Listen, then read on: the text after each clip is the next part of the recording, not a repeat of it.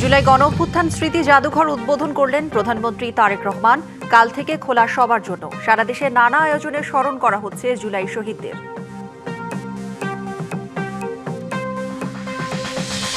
ইতিহাসের বাঁক বদলানো জুলাই গণঅভ্যুত্থান দিবস আজ। অনেক রক্ত ঝরিয়ে 2024 সালের এই দিনে ছাত্র জনতার অভ্যুত্থানে পতন হয় শেখ হাসিনা সরকারের।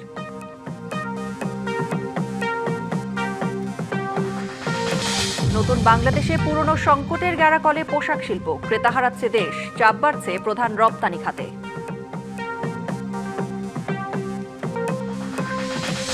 নড়িয়ায় চরমোহন নদীর ওপর ঝুঁকিপূর্ণ বাঁশের সাঁকো। ঝুঁকি নিয়ে পার হতে হচ্ছে শিক্ষার্থী সহ স্থানীয়দের। দুর্ভোগের 7 গ্রামের হাজারো মানুষ।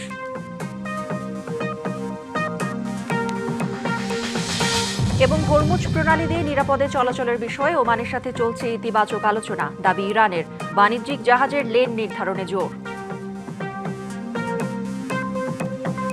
জুলাই আন্দোলনে ফ্যাসিবাদী শাসন থেকে দেশ মুক্ত হয়েছে বললেন মুক্তিযুদ্ধ বিষয়ক মন্ত্রী আহমেদ আজম খান। সকালে জুলাই গণঅভ্যুত্থানের 2 বছর পূর্তিতে শাহবাগে জুলাই স্মৃতিস্তম্ভে শ্রদ্ধা নিবেদন শেষে তিনি কথা বলেন। দেশ গড়তে জুলাই আন্দোলনের চেতনা নিয়ে বিএনপি সহ সবাইকে এগিয়ে আসার আহ্বান জানান মন্ত্রী।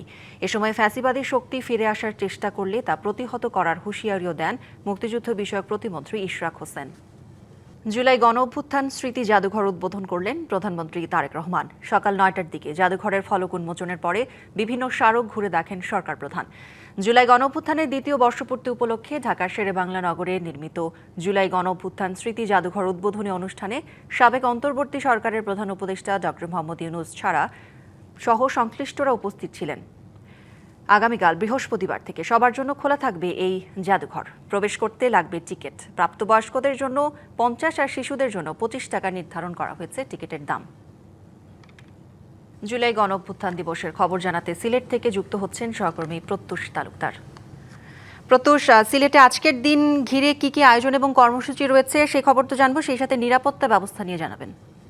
আচ্ছা, একজনের সাক্ষাৎকারী আসলে ভোর 6টা 1 মিনিট থেকেই সিলেটে জুলাই স্মৃতিস্তম্ভ যেটি সেখানে কিন্তু আনুষ্ঠানিকতা শুরু হয়। পুষ্পস্তবক অর্পণ করেন সিটি কর্পোরেশন, জেলা প্রশাসন, সহ প্রশাসন এবং বিভিন্ন সংগঠন, জুলাই যোদ্ধারা তারা কিন্তু পুষ্পস্তবক অর্পণ করেন। এছাড়াও দিনব্যাপী নানা ধরনের অনুষ্ঠান রয়েছে। বিশেষ করে জেলা প্রশাসনের পক্ষ থেকে দিনব্যাপী অনুষ্ঠান রয়েছে, বিভিন্ন সংগঠন, বিভিন্ন বিশ্ববিদ্যালয়ের পক্ষ থেকে অনুষ্ঠান রয়েছে।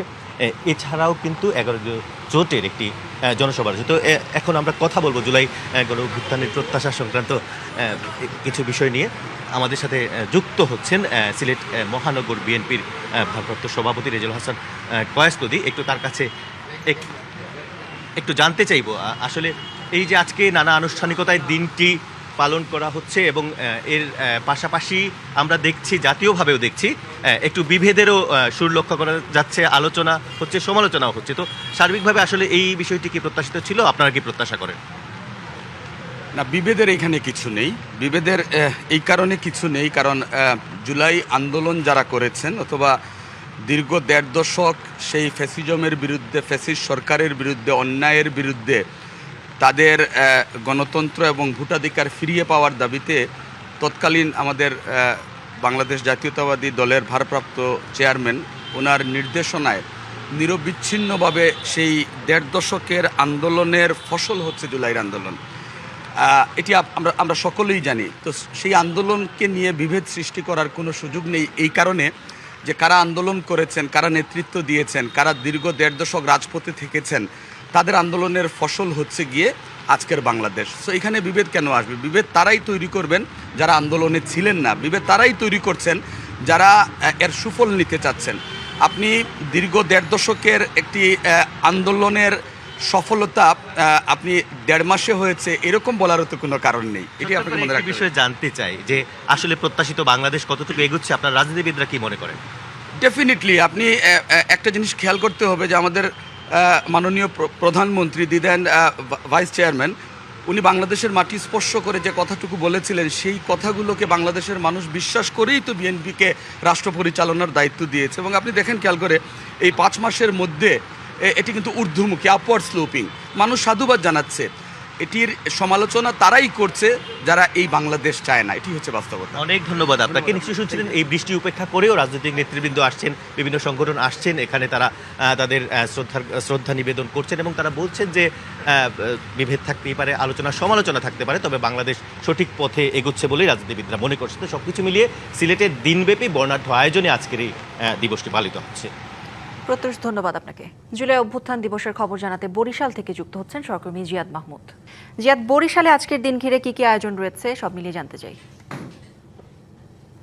কৌরি, 2024 সালের এই দিনে ছাত্র জনতার আত্মত্যাগ এবং তীব্র প্রতিরোধের মুখে পদত্যাগ করে তৎকালীন আওয়ামী সরকার, এবং তারপর থেকে এই দিনটিকে নানাভাবে উদযাপন করে আসছে বিভিন্ন সামাজিক, সাংস্কৃতিক, রাজনৈতিক সংগঠনগুলো, এবং সরকার থেকেও আজকে ছুটি নির্ধারণ করা হয়েছে। আপনাকে যদি একটু দেখাই যে সকাল থেকে আমরা দেখছি যে বরিশালের যে আমতলা মোড়ে জুলাই স্মৃতিস্তম্ভ রয়েছে, সেখানে কিন্তু নানা শ্রেণী পেশার মানুষের ঢল নেমেছে বলা চলে। এবং এখানে যদি দেখাই যে এখানে প্রশাসন থেকে শুরু করে রাজনৈতিক ব্যক্তিবর্গ কিংবা সামাজিক সাংস্কৃতিক সংগঠনের যারা রয়েছেন তারা কিন্তু আসছেন এখানে। এই যে শহীদ বেদিতে তারা ফুলের শুভেচ্ছা জানাচ্ছেন, পুষ্পস্তবক অর্পণ করছেন। এখানে আমরা দেখেছি যে সূচনায় তথ্য সম্প্রচার মন্ত্রী জহিরুদ্দিন স্বপন তিনি শ্রদ্ধা নিবেদন করেছেন। তারপর থেকে জেলা প্রশাসন, বিভাগীয় প্রশাসন, পুলিশ কিংবা অন্যান্য যে সংগঠন, সরকারি দপ্তরগুলো রয়েছে, সামাজিক সাংস্কৃতিক সংগঠন রয়েছে, তারা কিন্তু এসেছেন এবং এখানে তারা শ্রদ্ধা নিবেদন করছেন। এবং দিনটিকে ঘিরে নানা ধরনের আয়োজন রয়েছে বরিশালে। আমি যদি এখন কথা বলি, এখানে রয়েছেন এনসিপির বরিশালের আহ্বায়ক এবং আবু সালে মুসা, আমি তার সাথে কথা বলবো। জুলাইয়ের প্রত্যাশা পূরণ হয়েছে কি আপনাদের? আজকে দেশবাসীকে জুলাই গণঅভ্যুত্থান 24-এর শুভেচ্ছা অভিনন্দন জানাচ্ছি জাতীয় নাগরিক পার্টি এনসিপির পক্ষ থেকে। আমরা মনে করি জুলাই যে 24-এ 1400 মানুষ জীবন দিয়েছে, 30,000 মানুষ পঙ্গুত্ব বরণ করেছে, যে উদ্দেশ্য নিয়ে এই বাংলাদেশে একটা বৈষম্যহীন রাষ্ট্র গঠন করার জন্য, কিন্তু সেই বৈষম্যহীন রাষ্ট্র গঠন করার যে লক্ষ্য এবং উদ্দেশ্য সেটি এখনও আমরা সফল হই নাই। আমাদের একটি জাতীয় নির্বাচন গিয়েছে, সেই নির্বাচনে জনগণের ম্যান্ডেট ছিল, গণভোটে হা ভোট দিয়েছে, মানুষ এটাকে বিজয় করেছে।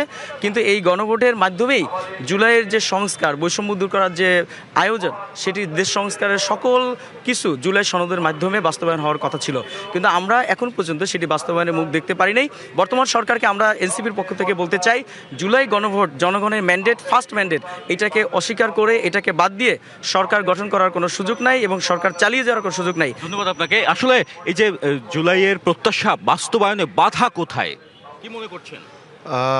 আমরা বর্তমানে যেটা দেখতে পাচ্ছি সেই হিসেব যদি কষতে যাই, সেক্ষেত্রে হচ্ছে বর্তমান যে বাধাটা আমরা ফেস করতেছি, যেই স্বৈরাচার আমরা বাংলাদেশ থেকে বিগত দিনে হটাইছি, সেই স্বৈরাচারের যে মাথাচাড়া দিয়ে, সেই যে নব্য স্বৈরাচার যে মাথাচাড়া দিয়ে উঠতেছে, তারা যে কার্যক্রম পরিচালনা করতেছে বাংলাদেশে, যে সন্ত্রাসী কর্মকাণ্ড করতেছে, সেই সন্ত্রাসী কর্মকাণ্ডর জায়গা থেকে আমি মনে করি যে তারা জুলাই বাস্তবায়নের জন্য বাধাগ্রস্ত হয়ে দাঁড়াচ্ছে এবং তারা এই জুলাইকে হচ্ছে ব্যাহত করার জন্য যতটুকু। ধন্যবাদ আপনাকে। যেমনটি শুনছিলেন, এখানে তারা নানা প্রত্যাশা কথা বলছেন এবং প্রত্যাশা পূরণের যে বাধা কোথায় সেটিও তুলে ধরছেন। এখন যদি আপনাকে বলি যে এই যে সকালবেলা শহীদ বেদিতে পুষ্পস্তবক অর্পণ, এরপরে রয়েছে এখানে আলোচনা সভা, জুলাই গণঅভ্যুত্থান বিষয়ে আলোচনা সভা রয়েছে জুলাই শহীদ পরিবার এবং আহতদের নিয়ে বরিশাল শিল্পকলা একাডেমিতে সেখানে সভা রয়েছে। পাশাপাশি আমরা যত জানতে পেরেছি বিভিন্ন ধরনের ধর্মীয় প্রতিষ্ঠানে সেখানে দোয়া মোনাজাতের আয়োজন করা হয়েছে এবং বিভিন্ন ধরনের যে এতিমখানা রয়েছে কিংবা বৃদ্ধাশ্রম রয়েছে সেখানেও একটা ভোজের কিন্তু আয়োজন করা হয়েছে। এবং একই সাথে আপনাকে জানিয়ে রাখি যে বরিশালে বিকেলে রচনা প্রতিযোগিতা, জুলাই অভ্যুত্থান বিষয়ে কিংবা অন্যান্য যে সাংস্কৃতিক প্রতিযোগিতা সেগুলোর আয়োজন করেছে। এবং আমরা যদি জানতে পেরেছি ইসলামী আন্দোলন বাংলাদেশের পক্ষ থেকে বিকালে 4টায় টাউন হলের সামনে একটি সমাবেশ অনুষ্ঠিত হবে এবং একই সাথে যে 11 দলীয় জোটের সমন্বয়ে কিন্তু বরিশালে একটি মিছিল এবং সমাবেশের আয়োজন হওয়ার কথা রয়েছে। এখনও দেখছেন যে এখানে পুষ্পস্তবক অর্পণের যে প্রক্রিয়া সেটি চলছে এবং কথা বলছেন তথ্য সম্প্রচার মন্ত্রণালয়ের মন্ত্রী জহিরুদ্দিন স্বপন। আমরা যদি একটু সেইখানে চলে যেতে চাই।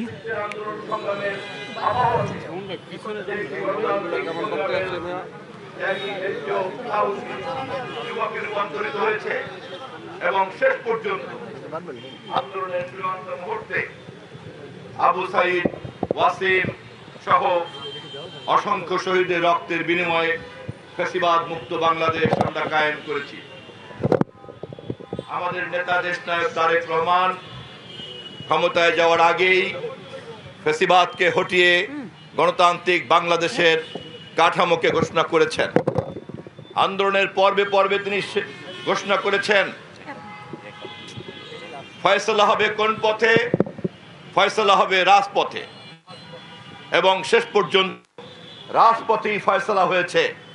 রাজপথিত হয়েছে ফ্যাসিবাদ, রাজপথেই পরাজিত হয়েছে ফ্যাসিবাদের নেতৃত্বে গঠিত সকল কুচক্রীদের জোট। পালিয়ে যেতে বাধ্য হয়েছে। গোটা বাংলাদেশ দুই ভাগে বিভক্ত হয়েছে। ফ্যাসিবাদ বনাম গণতন্ত্র। পরাজিত হয়েছে ফ্যাসিবাদ, বিজয়ী হয়েছে গণতান্ত্রিক মানুষ। সেই বিজয়ের পথ ধরে আমরা ত্রয়োদশ জাতীয় সংসদ নির্বাচনের অবাধ অধিকারকে আদায় করেছি। সেই নির্বাচনের মধ্য দিয়ে আমাদের বর্তমান সরকার, তারেক রহমানের সরকার, ধানের শীষের সরকার আজ জনগণ নির্বাচিত করেছে। আমরা বিশ্বাস করতে চাই এই শহীদের রক্তের বিনিময়ে অর্জিত এই পার্লামেন্ট বাংলাদেশে একটি কার্যকরী পার্লামেন্টে রূপান্তরিত হবে।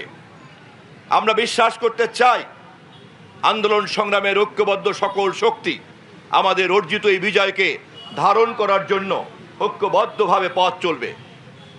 আমাদের মধ্যে মতের পার্থক্যকে আমরা সংসদের বিতর্কের মধ্যে আবদ্ধ রাখব। আজ শহীদের রক্তের স্মৃতি বিজড়িত এই স্তম্ভের কাছে দাঁড়িয়ে আমি আবারও আহ্বান জানাতে চাই, যারা গণতান্ত্রিক সংস্কৃতিকে পার্লামেন্টের বদলে রাজপথে নেওয়ার জন্য অপচেষ্টায় লিপ্ত আছেন, তারা শহীদের আত্মত্যাগকে বুঝতে পারছেন না। যারা আজকে শান্তিপূর্ণ রাজনৈতিক তর্ক বিতর্কের বদলে সামাজিক গণমাধ্যমে নৈরাজ্য ছড়িয়ে বেড়াচ্ছেন, তারা ভুল করছেন।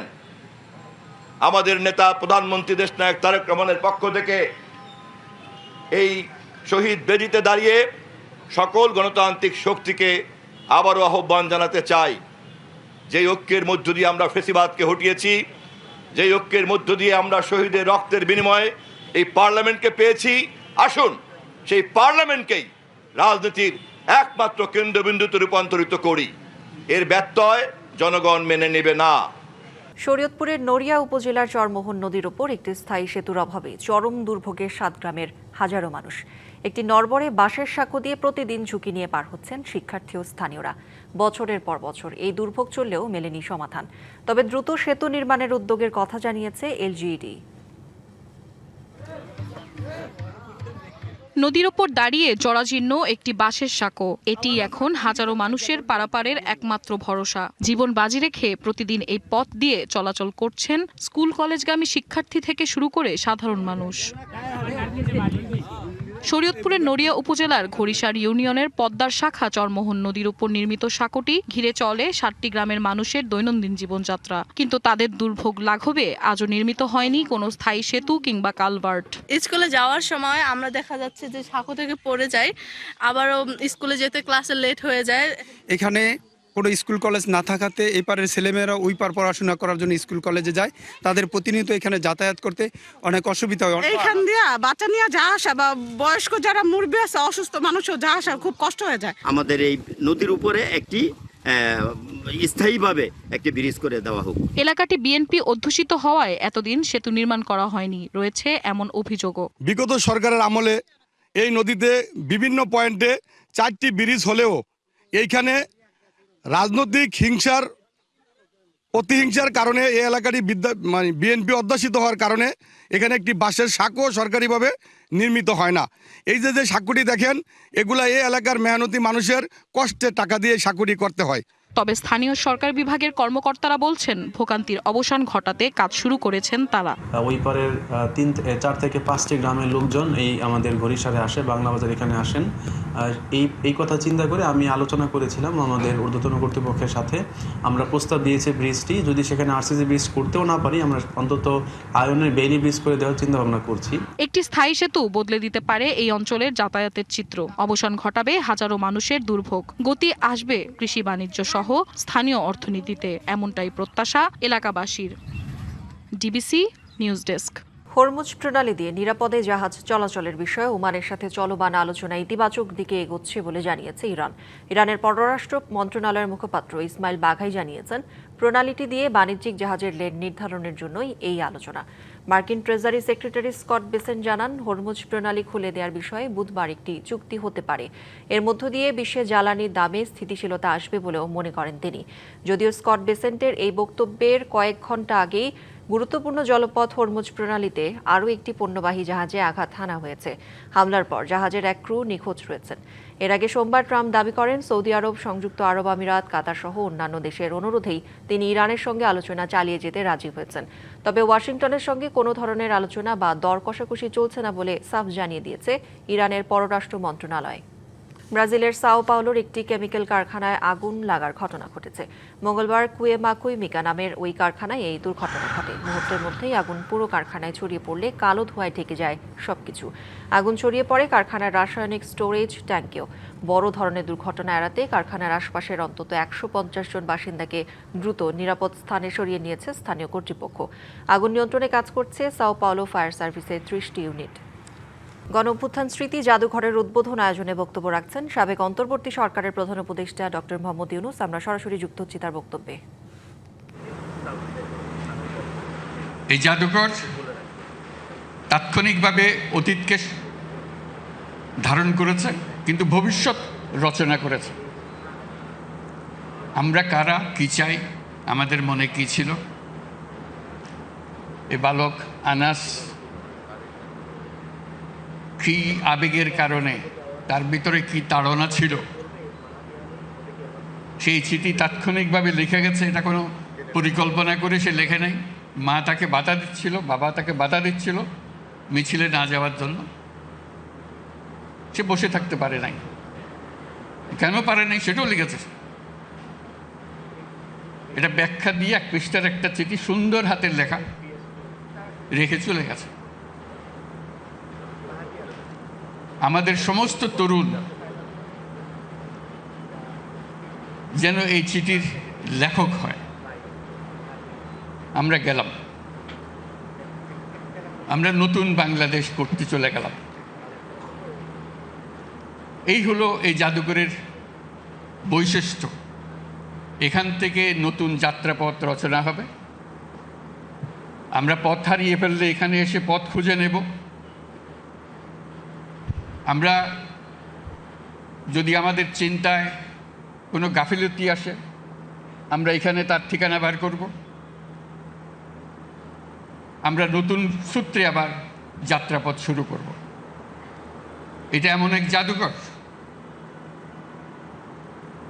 যে বাংলাদেশের যত তরুণ তরুণী, যত নাগরিক আছেন, সবাইকে যেন একবার দেখার সুযোগ হয় এবং প্রতিদিন দলে দলে আসবে, দেখবে, নিজের মনের কথা লিখে রাখবে, লিখে জমা দিয়ে যাবে। এখানে তার মনে কি আবেগ এসছে, তার ভবিষ্যৎ কি চিন্তা করে, সেটা লিপিবদ্ধ করে যাবে এবং এটা সারা চত্বরে গমগম করবে। যে কবরগুলো সাজানো আছে, যদিও সে প্রকৃত কবর নয়, কিন্তু তার প্রত্যেকের কবরের সঙ্গে একটা নাম থাকবে। সেই নামটা খুঁজে ইতিহাস বার করবে। এখানে ইতিহাসগুলো থাকবে, যে কেন, কিভাবে মারা গিয়েছিল, কোথায় মারা গিয়েছিল, তার ইতিহাসটা কি। এগুলো আমাদেরই বন্ধুবান্ধব, আমাদেরই ছেলে মেয়ে,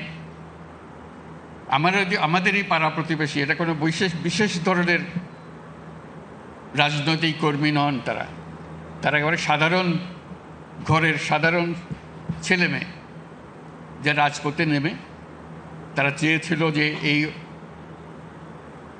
বাংলাদেশ আর চলবে না, আমরা নতুন বাংলাদেশ গড়ব।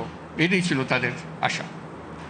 আমরা আশা করব সারা বাংলাদেশের সকল জায়গা থেকে স্কুলের, কলেজের ছেলে মেয়েরা আসবে, একটা দিন এখানে কাটাবে এবং তাদের নিজেদের মনের কথা লিখে যাবে। সংবাদে এই ছিল এখনকার মতো। ডিবিসি নিউজের সংবাদগুলো পড়তে ভিজিট করুন dbcnews.tv আর ভিজিট করুন ডিবিসির ফেসবুক পেজ এবং ইউটিউব চ্যানেল। ডিবিসির সঙ্গেই থাকুন।